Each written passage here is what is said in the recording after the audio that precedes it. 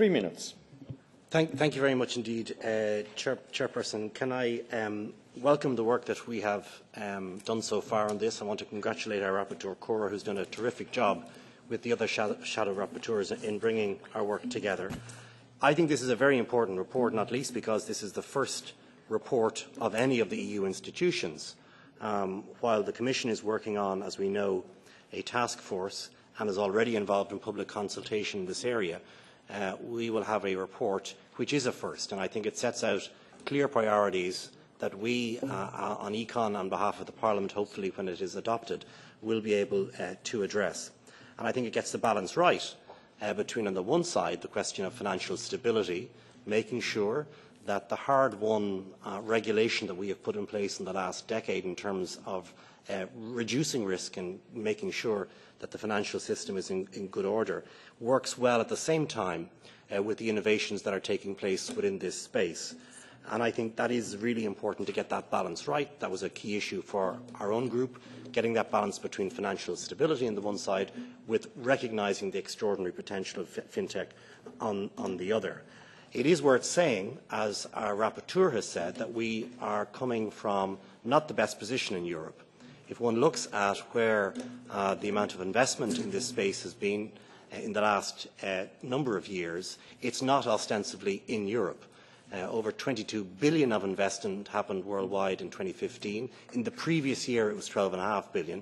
Each year, we are seeing exponential increases in terms of investment, and we in Europe need to catch up, and we need to provide the space and the financing and the research capacity that's there to help businesses, big and small, in this particular space.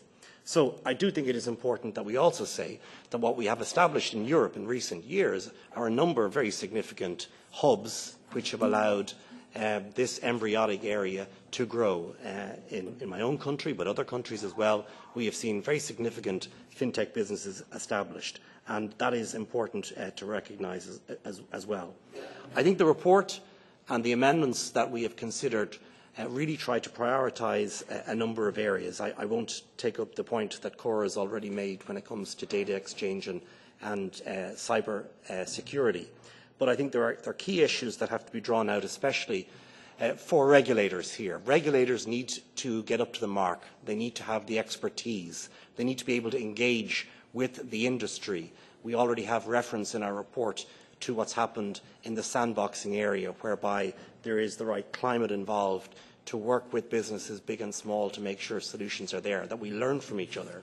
And I think it's in that area that we need to have an interoperability between all of the financial regulators that are there across the European Union. So that is a key issue from our perspective. We also need to recognise the extraordinary potential of CMU.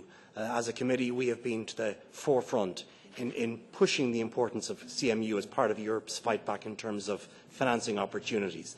Taken with the significance of the digital single market, there's extraordinary opportunities here. 20 million businesses, Chairperson, across the 28 member states of the European Union currently do not have access to credit or debit card exchange facilities. So, the question of fintech has to be regarded in the same way that we're talking about developing CMU, but also the digital single market. That is so important that we get that right. And I think my final remark is this. This is a win-win for customers, a win-win ultimately. Yes, there is disruption for the banks here. Let's be very clear about this.